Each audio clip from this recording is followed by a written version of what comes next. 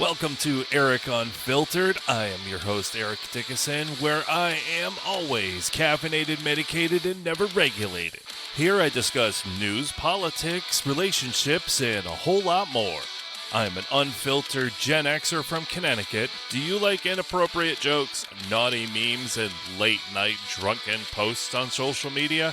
If you do, then give me a follow on X at Eric Not Sorry or on Facebook and Truth Social at Eric Unfiltered Podcast. I also post there when new episodes are released. Thank you for checking me out. Now let's get on with the show.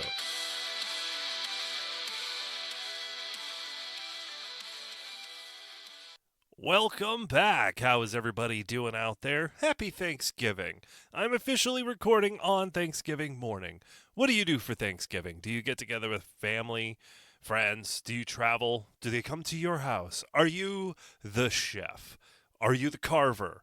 Are you the one that says, screw this shit, I'm staying home alone? Because I wouldn't blame you. I'm actually doing that myself. I'm sorry if my voice sounds a little off today. I've been feeling under the weather, been really congested. I have a little window right now where things are a little bit okay. This morning was rough. I had a sneeze attack and brutal.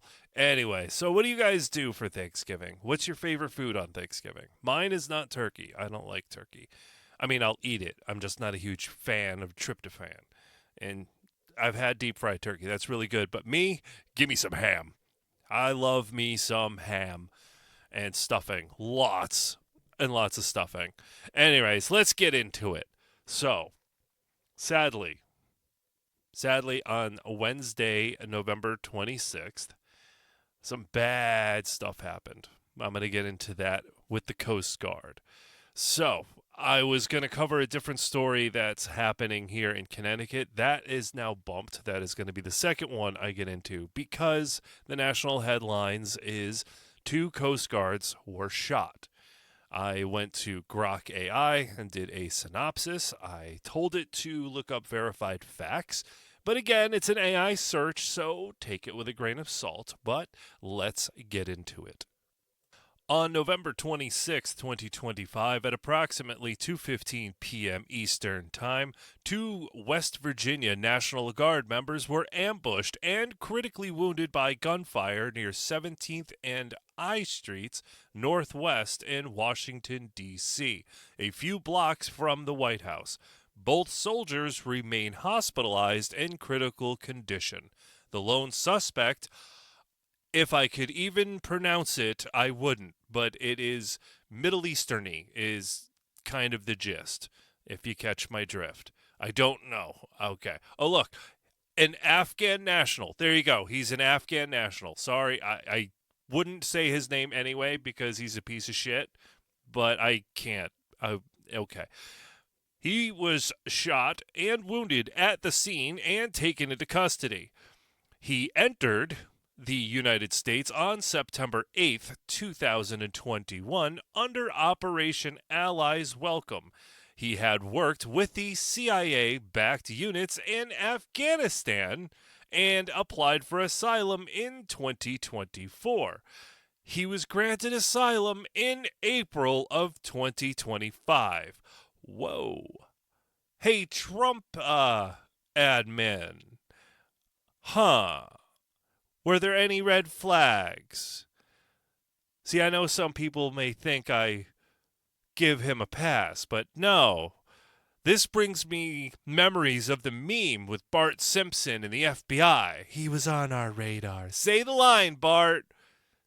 Say the line. So this CIA-backed units that this individual worked with in Afghanistan, interested, that right there should make you go, wait, huh? Okay. He was granted asylum this past April, and he goes and shoots Coast Guard members. Very interesting, Trump admin. You have some splaining to do. I'm sorry. Kash Patel? Anyone? I know the dust is still in the air and we have to wait for it to settle upon, again, it literally happened yesterday, literally just over 24 hours ago. A lot more details will come out, I am sure. But again, in my opinion, the Trump admin and anybody involved with vetting this individual has some splaining to do. The FBI is investigating the incident as an assault on federal officers and a national security matter. You think? Good on you. All right, no motive has been officially confirmed. The White House the White House was briefly locked down in response. That's Grok. Secretary of War Pete Hegseth authorized the deployment of an additional 500 National Guard troops to Washington, D.C. Note, the victims are National Guard members, not Coast Guard members. Reference to Coast. Okay. Oh, okay. They're national. Oh. Okay. At least I read the beginning of that. So I thought it was Coast Guard. My bad. I'm not going to go back and edit if I did screw it up. My bad. National Guard members. See, I correct myself on the fly. This is how it is, folks. This is why I don't go back and edit stuff. I don't even know if I screwed it up or not. I'm not going to go back and edit because, it's real, it's raw. I'm authentic, okay? I'm authentic. So, there were reports. I know some people may say, "Oh, those people died." Wrong. You are correct. There were reports that these individuals died, or at least one of them did. That is fake news. It is incorrect. It was, it's breaking news, right? It is what it is. But no, fortunately, those two Coast Guard, National Guard members, got myself there. Those two National Guard members are indeed alive, as I read. So that is a good thing. That is a blessing, right? Especially at this time of year. So hopefully, if you're a religious person, pray. Think about these folks as you're sitting down on Thanksgiving Day having your great dinner.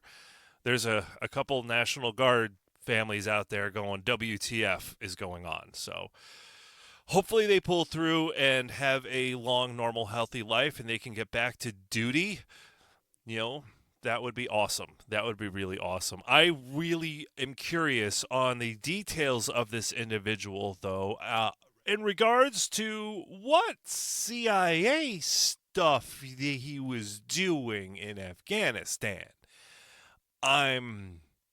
Inquiring minds would like to know, and I'm inquiring. Yes, not that we will ever be told. I know we will never be told. It just makes me go, things to make you go, what? All right, I hope those two individuals pull through. All right, on to the next story here at home. Did you hear the story about a man named Brady? No. Did you hear the story about human trafficking and sex trafficking here in Connecticut about after a major bust? Wait, you didn't? Well, again, let me bring that to you. I'm sure some of you have, but I figured here at home that is a major effing story, and that should have been blasted all the time on every channel, and I didn't hear too much about it. So, again, I will look up that article, and let's get into it. This past week, reports came out regarding an investigation over human trafficking in Hartford, where 14-year-old girls from Bristol were allegedly groomed online, smuggled across town, and sexually exploited over several days in mid-2025. 3 14-year-old girls. Dude, this led to multiple arrests, with the girls safely recovered and reunited with their families. The case highlighted the role of social media in modern trafficking and the effectiveness of multi-agency task forces. Okay, I'm going to get into a synopsis here, the overview, if you will, but let that be a lesson to you folks. What are your kids doing? What apps are they using? Who are they talking to? Get involved, parents. Okay, timeline. The investigation began in May 2025 after Hartford police received reports of human trafficking. The girls were groomed for over a month via social media apps before being lured from Bristol to Hartford, where they were allegedly assaulted and moved between locations, including hotels and apartments, for commercial sex acts. Family members played a crucial role in tracking them down, leading to their escape and recovery. Arrests were announced progressively throughout September and November 2025, with an 8 arrest reported as recently as early November. The victims, the three 14-year-old girls, all from Bristol, Connecticut. They were not physically smuggled across state lines, but were transported locally against their will within Connecticut as part of the trafficking operation. Upon recovery, they received medical exams at Connecticut Children's Medical Center, including sexual assault kits. 14-year-old girls. Dude? The investigation, led by Hartford Police Department Special Investigation Division in collaboration with the state's Regionalized Human Trafficking Recovery Task Force, RHTRT, which includes nonprofits like Love 146 and the Connecticut Children's Alliance. Shout out to them. Good work. The task force noted a 200% increase in trafficking investigations statewide from 2022 to 2024, emphasizing digital grooming and local exploitation. 14-year-old girls. 200% increase just in Connecticut, folks. Pay attention to your kids. Hold on to your daughters, bro. Outcome for the victims. The girls were safely reunited with their families. Experts from organizations like Underground New England, supporting 24 survivors across 20 Connecticut communities, stressed the invisible nature of online trafficking, where victims may never leave their hometown but are exploited remotely or locally. 14-year-old girls. 8 arrests. I am not going to list their names. It is in the Grok search. You can have fun looking for it if you want. I am not going to list them because they're pieces of shit. And also legal reasons, because innocent until proven guilty and all that stuff. All I know is anyone, and I mean anyone, involved not only in this act, but in any exploitation of any human. If I were to say what I feel their punishment should be, I would be violating terms of service on every platform. Even the dark web would go, dude, not here. Okay? I can't say what their punishment should be. It's brutal. These poor girls. And they're not alone. I mean, tens, if not hundreds of thousands of people are literally tortured like that every day. It's insane. It's insane that people can do that. They're kids, man. To do that to anybody, I don't care if they were 27. It doesn't matter. But they're 14. Oh, dude. I can't go there. I can't violate the TOS. I can't. But yeah, it would be yeah.